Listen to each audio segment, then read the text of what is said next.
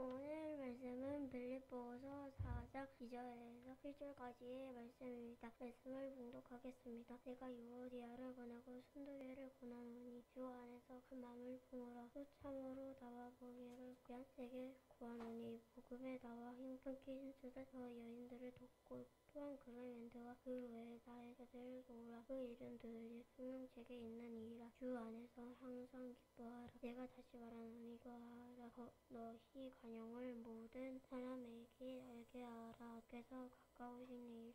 아무것도 염려하지 말고 오직 모든 일에 기도와 간구로 너희 구할 것을 감사함으로 하나님께 아뢰라. 그리하면 모든 지각에 뛰어난 하나님의 평강이 그리스도 예수 안에서 너희 마음과 생각을 지키시니라. 예, 박수로 격려하도록 하겠습니다. 예, 오늘은 주 안에 거하는 삶이란 제목으로 함께 하나님의 은혜를 나누고자 합니다. 주 안에 거하는 삶. 좌우에 계신 분들께 인사하도록 하겠습니다. 주 안에 거하십시다. 인사하십시다. 또 뒤에 계신 분들께 인사했으면 좋겠어요. 주 안에 거하십시다. 인사했으면 좋겠어요. 예, 오늘 본문에 소개되어지는 교회가 있습니다. 빌립보 교회라는 교회죠. 이 빌립보 교회는 사도 바울이 굉장히 관심 가지고 사랑했던 그런 교회입니다. 빌립보서 1장 3절을 보면 이렇게 기록되어 있어요. 빌립보 교인들을 생각할 때마다 하나님 앞에 감사드리며 그들을 위하여 간구할 때마다 기쁨으로 한다라고 사도 바울이 이렇게 고백하고 있지 않습니까? 사도 바울은 빌립보 교회만 보면은 하나님 앞에 감사가 넘치는 것이에요. 그들을 위해서 기도할 때마다 기쁨으로 충만하다라고 그렇게 사도 바울은 고백했다라는 것입니다. 그 이유가 있어요. 빌립보 교회는 사도 바울이 2차 선교 여행 때 전도에서 세워진 교회였습니다. 유럽 지역에서 처음으로 개척된 교회였고 선교의 문을 열어주는 굉장히 중요한 어떤 위치에 있었던 교회였고 또한 선교에 대해서 굉장히 열정을 가지고 헌신했던 교회가 빌립보 교회였다라는 것입니다. 그리고 바울을 기도로 동역했고 물질로 동역했던 교회가 빌립보 교회였어요. 그래서 바울은 그 빌립보 교회를 생각할 때마다 기쁨을 감출 수 없었다라는 것이죠. 그래서 이 빌립보 교회만 생각나는 것이 영혼을 사랑하는 교회 그리고 선교하는 교회. 빌립보 교회는 바울에게 참 기쁨을 주었던 교회라는 것을 우리는 성경을 통해서 알 수 있다라는 것입니다.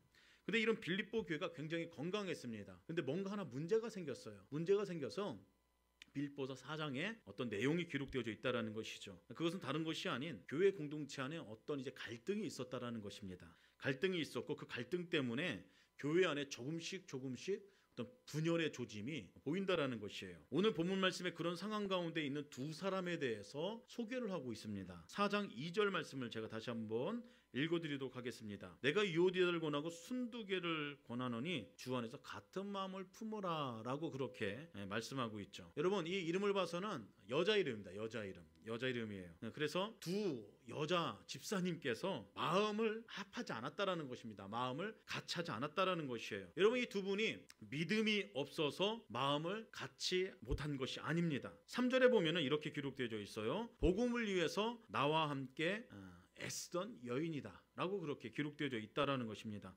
여러분 이 두 분은 복음을 위해서 헌신적으로 사역을 해왔고 교회를 위해서 교회 공동체를 위해서 헌신을 했던 인생을 살았던 사람들입니다.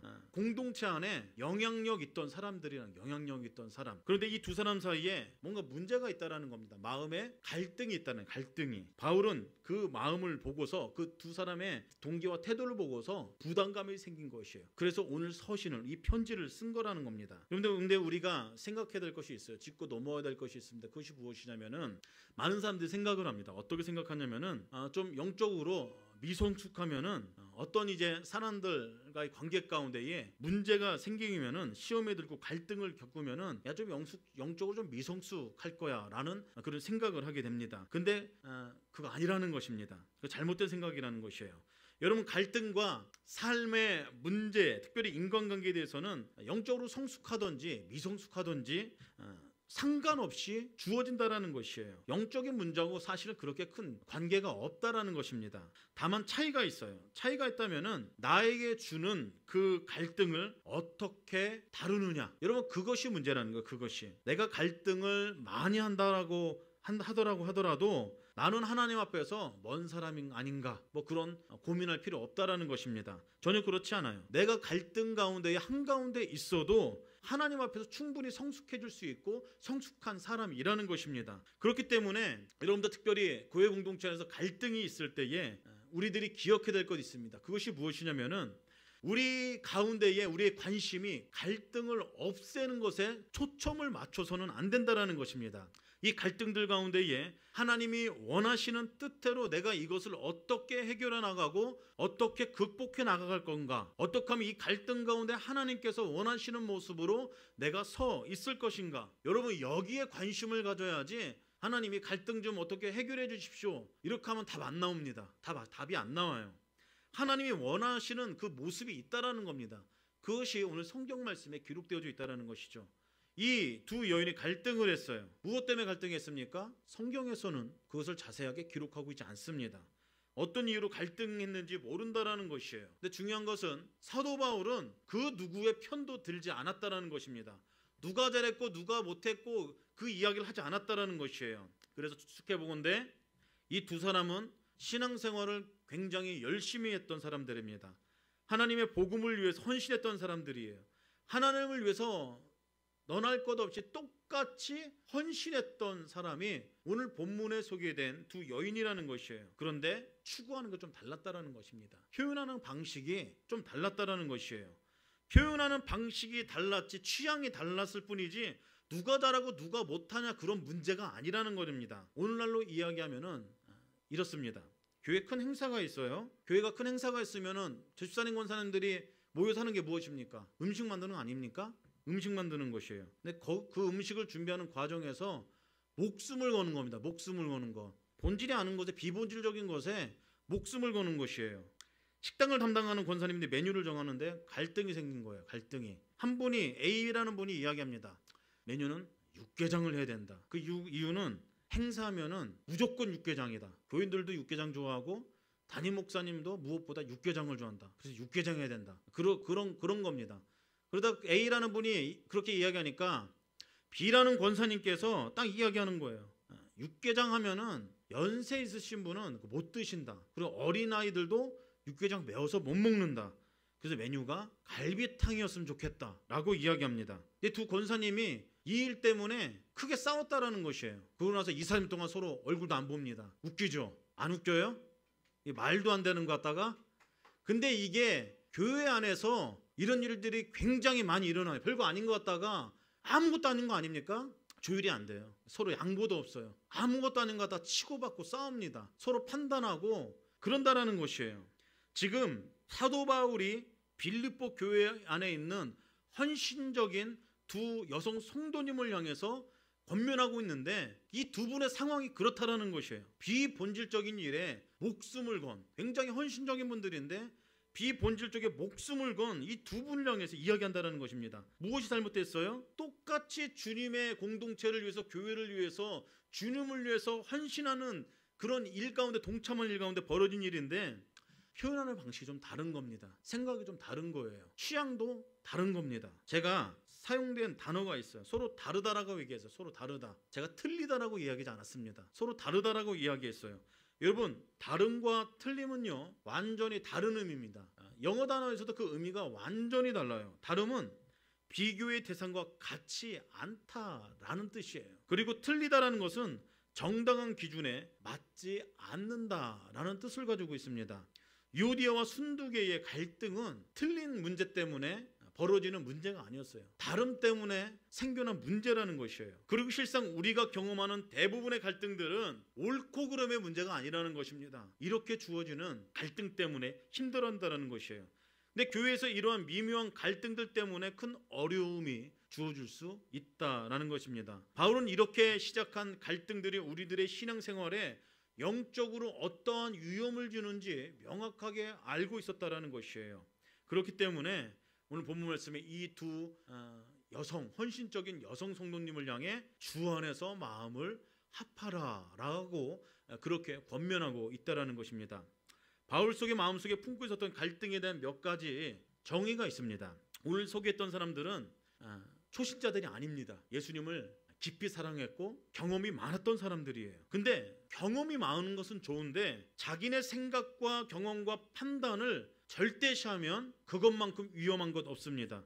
그렇게 하면 교회 공동체 안에서 다른 마음을 갖고 일을 하는 사람들과 틈이 벌어지기 시작하면은 판단하기 시작한다는 것입니다. 그리고 그 판단은 비판으로 번집니다. 비판이 커지면은 관계가 깨질 수밖에 없다라는 것이에요. 왜냐하면 다름이 아니라 틀렸다라고 생각할 수밖에 없다라는 것이에요. 이것이 경험 많고 신앙생활을 오래 한 사람들의 범하는 오류라는 것입니다. 사도 바울이 걱정하는 것은 바로 여기 있다라는 것이에요.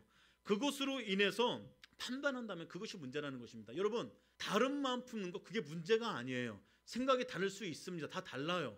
그런데 그것 자체가 잘못된 것이 아니라 거기서 한 발짝 더 나아가서 판단하고 비판하기 시작한다면은 그것은 걷잡을 수 없다라는 것입니다. 다른 마음 누구든지 다 가질 수 있습니다. 근데 어떻게 많은 사람들이 어떻게 똑같은 마음을 가질 수 있겠습니까? 그럴 수 없다라는 것이에요. 여러분 3명이 모여서 식사 메뉴 정하는 것만큼 힘든 일 없습니다. 다 달라요. 먹고 싶은 게. 근데 그것도 힘든데 같은 마음을 교회 사역을 하면서 교회 공동체를 섬기면서 수많은 사람들이 같은 마음을 품는 것, 이거 어렵다라는 것입니다. 그런데 다른 마음을 갖기 시작했을 때 판단하고 비판하기 시작한다라면은 그거는 완전히 영적으로 추락하는 일이라는 사실을 알아라라고 바울은 그렇게 이야기하고 있다라는 것이죠.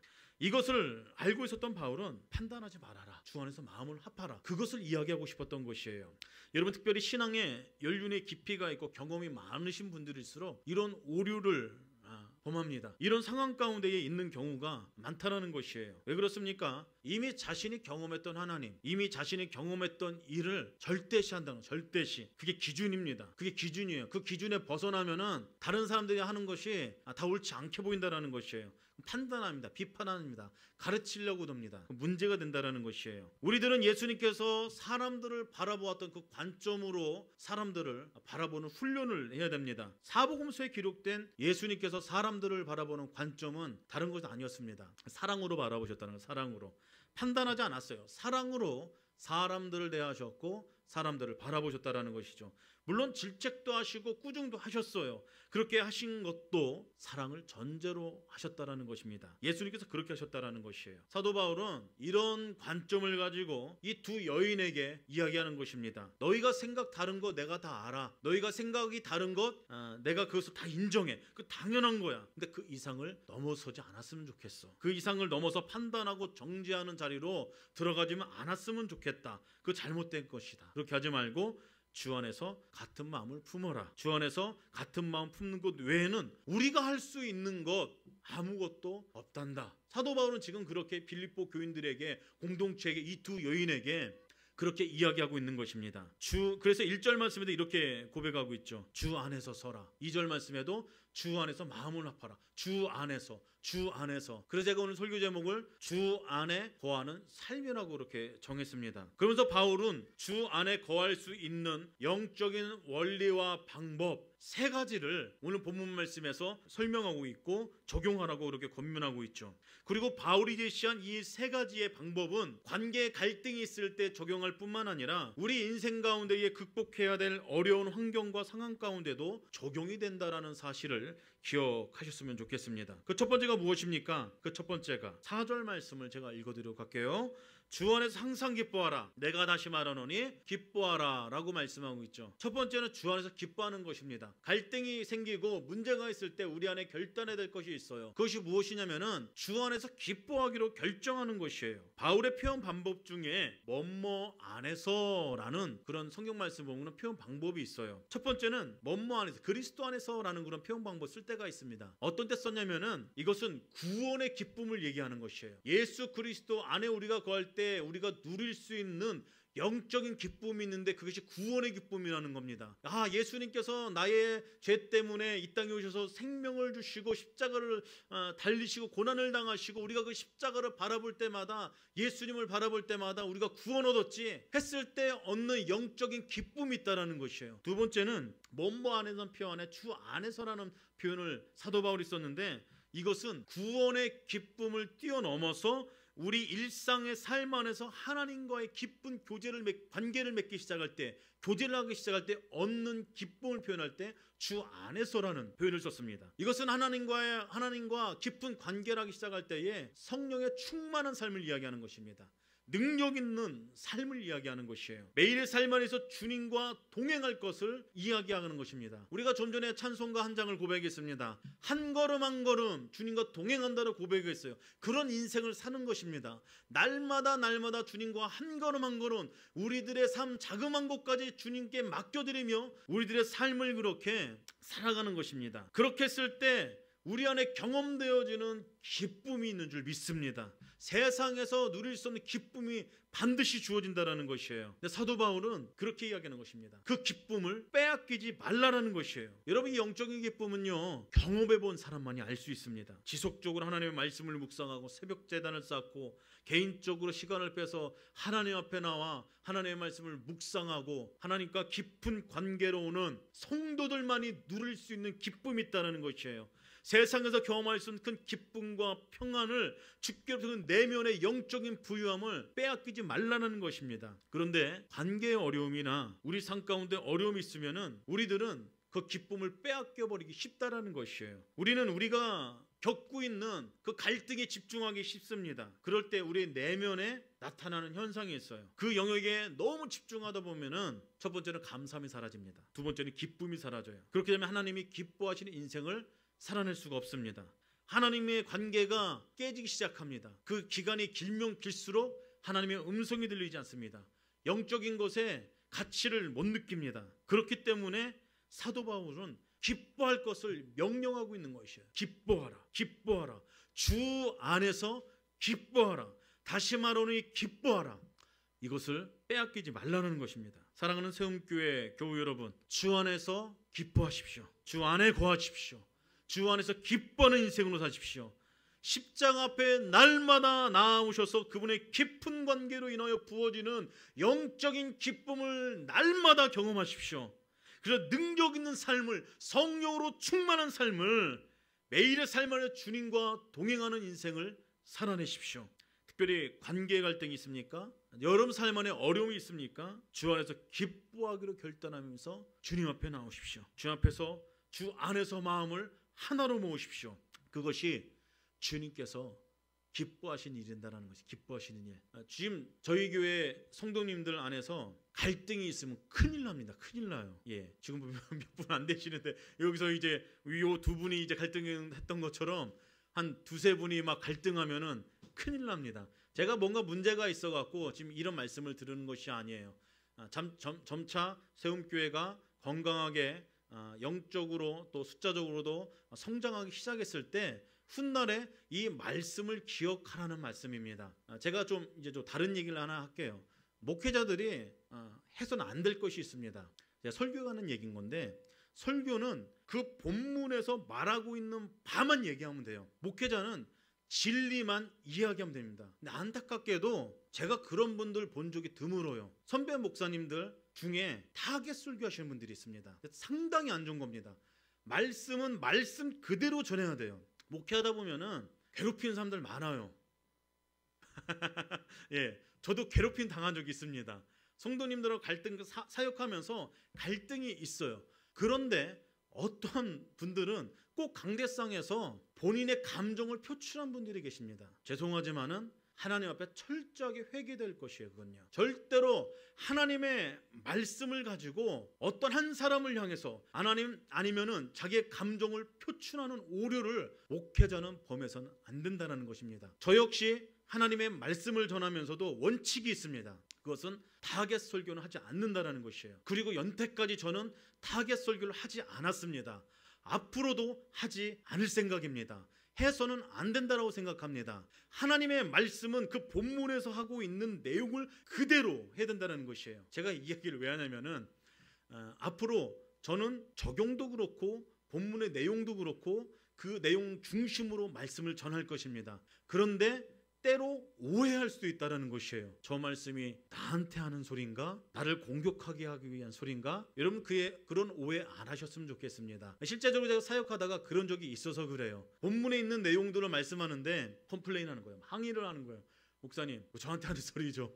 이제 난감하죠, 저는. 예. 그런데 어떤 이제 그 설립 예배 드릴 때 지방회장 목사님께서 저한테 그런 얘기 하시더라고요. 본인도 설교를 하는데 그런 경험이 참 많다라는 것이에요. 근데 그럴 때 한마디 했다고 해요. 모든 설교는 자기 자신한테 하는 하나님의 말씀인 줄 알고 이렇게 들으시면 됩니다 라고 했다고, 그렇게 말씀했다고 그래요. 근데 여러분들이 아셔야 될 것은, 목회자는 자기의 감정을 표출하면 안 되고 하나님의 말씀을 그대로 진리만 전하면 됩니다. 그리고 하나님의 말씀을 자기 인생에 적용하는 것은 목회자뿐만 아니라 성도님들 삶 안에서 그 하나님의 말씀을 나의 말씀으로 받아들이고, 때론 하나님의 말씀이 쓸 때도 있어요. 내 마음에 야, 저 말씀 나를 향해 하는 말씀이 아닌가? 그럴 때가 다가올 때가 있다는 겁니다. 그 마음이 쓸 때가 있어요. 내 마음이 아플 때가 있어요. 그러면 그 부분은 내가 하나님 말씀 앞에 비춰봐서 고쳐야 될 부분이 있다라는 뜻이에요. 아무튼 간에 갈등이 있습니까? 주 안에서 결단하는, 기뻐하고 결단하는 우리 세움교회 여러분들이 되기를 예수 그리스도의 이름으로 축복합니다. 두 번째로 성경 말씀에 그렇게 이야기하고 있어요. 관용을 모든 사람들에게 알려라 라고 그렇게 말씀하고 있다는 것입니다. 여러분, 기뻐하라는 것이 하나님과의 깊은 관계를 이야기한다는 것이면, 이 관용을 모든 사람에게 알려라는 것은 수평적인 것을 이야기하는 것입니다. 이웃과의 관계를 어떻게 할 것인가, 성경은 그것을 이야기하고 있다는 것이에요. 이웃과 어떻게 소통할 것인가, 나 말고 타인과 다른 사람들과 어떻게 소통할 것인가, 그것을 이야기하고 있다는 것이죠. 5절 말씀입니다. 너희 관용을 모든 사람들에게 알게 하라. 주께서 가까우시니라 라고 말씀하고 있다는 것이에요. 여러분, 관용은 용납하는 것이고 이해하는 것입니다. 용납하고 이해하는 일은, 이것은 어떤 사람들이 하는 것이냐면은, 교만한 사람들은 절대로 못합니다. 겸손한 사람들만이 할 수 있어요. 겸손한 사람들. 그리고 이것을 실제적으로 적용하신 분이 있다라는 것이에요. 누가 적용하셨습니까? 예수님께서 그렇게 적용하셨다라는 것이에요. 여러분, 예수님께서는 이 땅에 성육신하신 분이십니다. 이 개념은 높은 곳에서 낮은 곳으로 오셨다라는 그런 개념도 있지만은, 그 안에는 정말로 수많은 사람들을 이해했다, 그리고 품었다라는 개념도 포함한다는 것이에요. 여러분들, 수직적인 사고가 아닌 얼마나 많은 사람들은 품을 수가 있는가, 이것이 관용과 연결이 되어져 있다는 것이에요. 예수님께서는 죽을 수밖에 없는 사람들을 위해서 자기 자신을 다 비우셨습니다. 그리고 사람들을 용납하고 품었다는 것이에요. 그리고 고난당하시고 십자가에 달리신 것이에요. 죽기까지 우리를 사랑하셨고 우리들을 용납하셨다라는 것입니다. 그 내용이 빌립보서 2장의 말씀에 기록되어져 있어요. 제가 읽어드리도록 하겠습니다. 2장 5절에서 7절까지의 말씀입니다. 너희 안에 이 마음을 품으라. 곧 예수 그리스도 예수의 마음이니 그는 근본 하나님의 본체이시나 하나님과 동등됨을 취할 것을 여기지 아니하시고 오히려 자기를 비워 종의 형체를 가지사 다른 사람들과 같이 되셨고 사람들의 모양으로 나타나사 자기를 낮추시고 죽기까지 복종하셨으니 곧 십자가에 죽으심이라. 예수님께서 실천한 이 관용의 정신, 우리들도 배워야 된다는 것이요. 우리들도 너희 관용을 모든 사람들에게 알게 하라. 주께서 가까우시니라. 우리 빌립보 말씀 가운데 그렇게 말씀하고 있죠. 여러분, 이 5절 말씀 가운데는 중간에 부사 하나가 빠졌습니다. 이 말씀을 우리 인생 가운데에 적용하자고 하면은 빠진 부사들을 찾아내셔야 됩니다. 첫 번째가 뭐냐면은 너희 관용을 모든 사람들에게 알게 하라. 왜냐면 주께서 가까우시니라. 그렇게 볼 수가 있습니다. 왜냐면 주께서 가까우시니라. 무슨 말입니까? 이것은 종말론적 신앙관입니다. 종말론적 신앙관. 주님께서 다시 오실 날이 얼마 안 남았다는 것입니다. 그렇기 때문에 재림의 날이 얼마 남지 않았기 때문에 너의 모든 관용을 사람들에게 알려라는 것이에요. 또 하나 부사는 이렇습니다. 그렇게 해야지만 너의 관용을 모든 사람들에게 알게 하라. 그렇게 해야지만 주께서 가까우시나. 그렇게 적용할 수도 있습니다. 무슨 얘기예요? 우리의 관용을 모든 사람들에게 알게 하기 시작할 때 그렇게 해야지만 주님께서 가까이 오신다라는 거예요. 무슨 얘기냐면은 우리의 관용을 모든 사람들이 알게 할 때 그 일을 통해서 하나님께서 임재하신다라는 것입니다. 누가요? 관용을 신천한 사람이 하나님의 임재를 반드시 경험케 되고 그 관용을 본 사람 또한 하나님의 임재를 반드시 경험케 된다는 것이에요. 특별히 여러분들 갈등 가운데 있으신 분들 있습니까? 갈등 가운데 있는 분들, 관용을 베푸는 쉬운 방법이 있습니다. 관용을 베푸는 쉬운 방법. 돈도 안 들어요. 보기 싫은 얼굴 보면서 웃으면서 인사하는 것이에요. 그럼 언젠가는 그 관계가 풀린다는 것이에요. 관용을 어렵게 생각하지 마십시오. 쉬운 것부터 찾으십시오. 특별히 관계 문제에 적용했을 때 관계가 깨진 사람 얼굴도 보고 싶지 않습니까? 한번 웃어주는 거예요. 웃어주면서 인사 한번 하는 겁니다. 뭐 돈이 듭니까? 뭐가 듭니까? 그렇게 관용을 작은 것에 실천했을 때 하나님의 임재를 그 사람이 경험하게 될 줄 믿습니다. 인사를 하는 사람도, 인사를 받는 사람도 하나님의 임재가 경험하게 되기 시작한다면 회복은 반드시 있을 줄 믿습니다.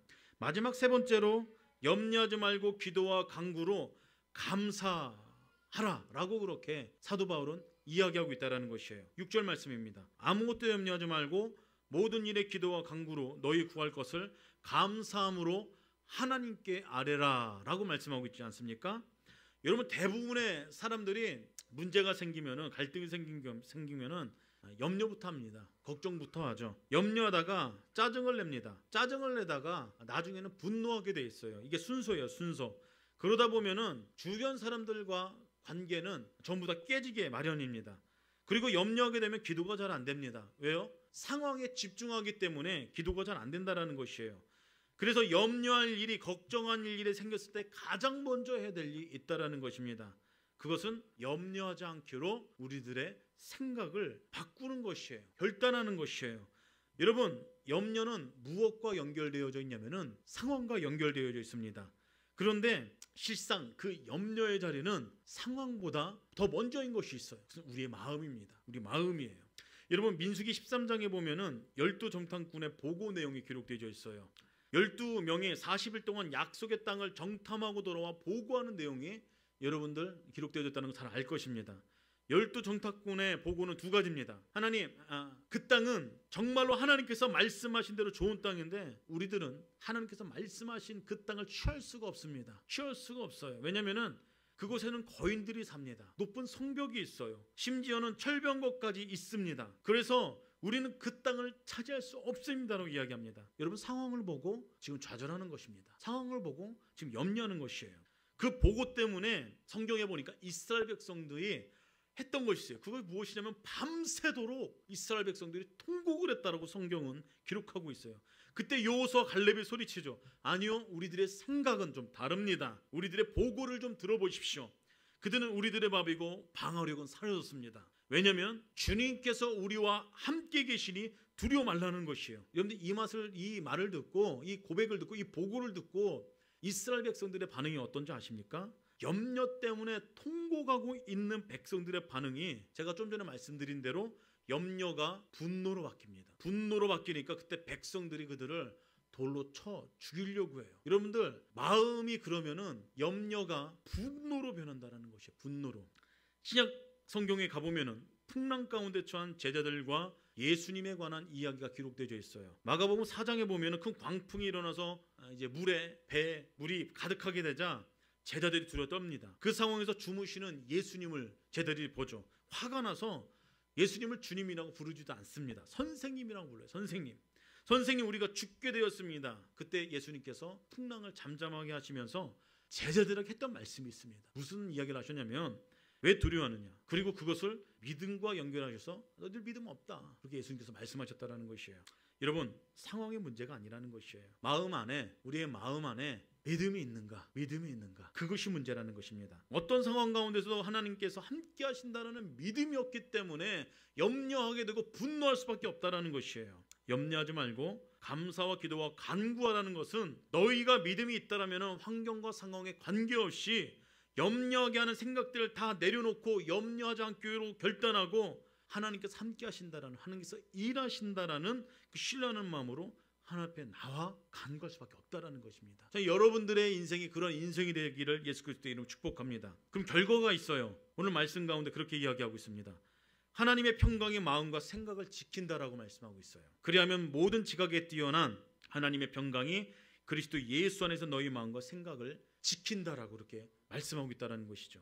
여러분, 참 재미난 것은 주 안에서 기뻐합니다. 문제가 생겼을 때, 갈등이 생겼을 때 주 안에서 기뻐하고 관용을 알리고 염려하지 않고 기도와 간구로 하나님께 나아가면은 하나님께서 하시는 것이 있어요. 환경과 상황을 바꾸는 것이 아니라 우리들의 마음을 지킨다라고 성경은 그렇게 기록하고 있다는 것입니다. 여러분, 큰 풍랑이 찾아옵니다. 상황이 또다시 어려울 수 있습니다. 그런데 믿음의 이 적용을 영적인 세 가지 법칙을 적용하는 사람들에게 신기하게도 경험되어지는 것이 무엇이냐면은 상황이 변하지 않을지라도 우리 마음 중심이 흔들리지 않게 되는 것을 경험하게 된다는 것이에요. 여러분, 기독교의 본질은 하나님께서는 우리 삶 가운데 벌어지는 갈등과 그 풍랑들을 하나님의 능력으로, 그 전지전능하신 능력으로 변화시킬 충분한 능력을 하나님께서는 가지고 계십니다. 근데 기독교의 본질은 충분한 하나님이시지만은 하나님께서 그것보다 우리에게 더 원하신다는 것이 있다는 것이에요. 그것은 우리들의 마음을 지키는 것을 보기를 원하신다는 사실을 기억하시길 바랍니다. 이 세상 살아갈 때 주어지는 환경과 상황과 관계없이 갈등이 있더라도, 상황이 어렵게 변할지라도 하나님을 향한 그 마음이 변하지 않기를 하나님께서는 원하신다는 것이에요. 우리가 신앙생활하면서, 일평생 신앙생활하면서 이것을 하나님의 말씀을 통해서 배우셔야 된다는 것입니다. 여러분, 제가 한번 질문 드릴게요. 병이 들었습니다. 하나님께서 치유하실 능력이 있으신 분이세요. 기도하면서 신유의 은사를 경험하게 됩니다. 갑자기 암이 없어져요. 갑자기 질병이 나서요. 제가 당진교회 어렸을 때 그런 거 간증들 많이 들었습니다. 우리 집사님, 권사님들 날마다 철회하실 모습을 제가 많이 봤어요. 제가 중고등학교 때 작정하고 한 몇 년간 야간 자율학습 끝나고 기도한 적이 있어요. 갈 때마다 권사님들 기도하셨던 모습이 그렇게 기억나요. 울면서 기도하셨던 모습이 그렇게 기억납니다. 그럴 때마다 간증하셨던 모습도 있어요. 기도했더니 하나님께서 상황을 열어주셨어. 기도했더니 병을 낫게 하셨어. 그리고 청년 중에 하나가 몸 안에 좀 질병이 있었어요. 뭐 좀 종양이 하나 있었는데 제 기억으로는 양성 종양이었던 걸로 기억됩니다. 기도했더니 하나님께서 그 종양을 없애셨던 그런 간증을 했던 것이 기억이 납니다. 수십 년 전 얘기죠. 그것도 하나님의 귀한 은혜입니다. 하나님의 역사하심이에요. 여러분, 그 역사하심을 경험하는 게 힘들겠어요? 아니면은 하나님께서 상황을 바꿔주지 않을 수도 있습니다. 그럼에도 불구하고 우리들의 마음을 하나님을 향한 그 마음이 변치 않도록 지키는 것이 어렵겠습니까? 어떤 것이 더 어렵겠어요? 저는 후자라고 봅니다. 후자라고 봐요. 많은 사람들이 하나님의 역사하심, 하나님의 치유하심을 경험하게 됩니다. 그리고 그것 때문에 예수 믿기 시작합니다. 그렇게 예수 믿기 시작하신 분들 계세요. 60년대, 70년대 한국의 기도원 사역이 활발하게 일어났을 때 기도원 가서 은혜 받고 병 나음 받고 역사와 기적을 치유하고 그렇게 경험해서 예수님을 믿으신 분들 계십니다. 그런데 그렇게 신앙생활을 첫 출발을 그렇게 하신 분들, 영적인 성숙을 이루신 분들 제가 보질 못했어요. 중간에 예수님 배반하고 세상으로 돌아간 분들 많이 봤습니다. 왜요? 또다시 하나님께서 역사해 주시지 않고 기도했는데 내 인생 가운데 문제가 여전히 해결되지 않으면은 하나님 떠난다라는 것이에요. 근데 기독교의 본질은 거기에 있지 않다라는 것입니다. 기도하면 하나님께서 역사하십니다. 기도하면 하나님께서 병도 낫게 하세요. 기도하면은 외국에는 어떠한 복까지 다 받았냐면은 죽은 사람도 살리는 역사가 지금 중남미 쪽에서 계속해서 그런 역사들이 일어나고 있어요. 특별한 하나님의 은혜죠. 하나님의 복음이 전해지지 않는 그런 곳에 하나님께서 지금도 그렇게 역사하고 계세요. 왜냐하면 기적을 봐야 사람들이 믿으니까. 하나님이 일하는 패턴입니다. 한국도 초기에는 그런 역사들이 많이 일어났어요. 그런 역사들이 일어납니다. 근데 하나님께서는 그것보다 더 중요하게 여기시는 게 있어요. 하나님의 나라를 세워나가는 것입니다. 성숙한 하나님의 백성들 계속 일으켜 세우는 겁니다. 갈등 가운데서도, 문제 가운데서도 너 나를 바라볼 수 있니? 그렇게 하나님께서 질문하고 계신다는 것이에요. 여러분들, 사랑하는 성도 여러분, 오늘 이 빌립보서 말씀을 통해서 우리들을 초청하고 계신다는 것이에요. 우리들의 상황을 보면 수많은 갈등이 있을 수도 있습니다. 어려움이 있을 수도 있어요. 그런데 이런 갈등 가운데에, 어려움 가운데 하나님께서 원하시는 것이 있는데, 그것은 이 영적인 원리를 우리 인생 가운데에 적용한다라는 것입니다. 흔들리지 않는다라는 것이에요. 자빠지지 않는다라는 것입니다. 우리들의 기도 제목이 있습니다. 갈등이 있어요. 문제가 있어요. 해결이 쉽사리 되지 않습니다. 근데 이 세 가지 영적인 원리를 적용한다라면은 하나님 배반 안 한다는 것이에요. 하나님 안 떠납니다. 하나님 원망도 안 합니다. 기다립니다. 이 세 가지 영적인 원리, 바울이 제시한 이 영적인 원리, 여러분들의 갈등 가운데에, 여러분들의 삶 가운데에, 문제 가운데에, 앞으로 우리 세운교회 공동체 가운데에 깊이 적용하는 영적인 세 가지 원리가 되기를 주님의 이름으로 축복합니다. 반드시 그런다라면은 하나님께서 우리의 마음과 생각을 지켜주시고 모든 어려움과 갈등 가운데에 연합하게 하시고 하나가 되게 하시는 귀한 은혜를 주실 줄 믿습니다.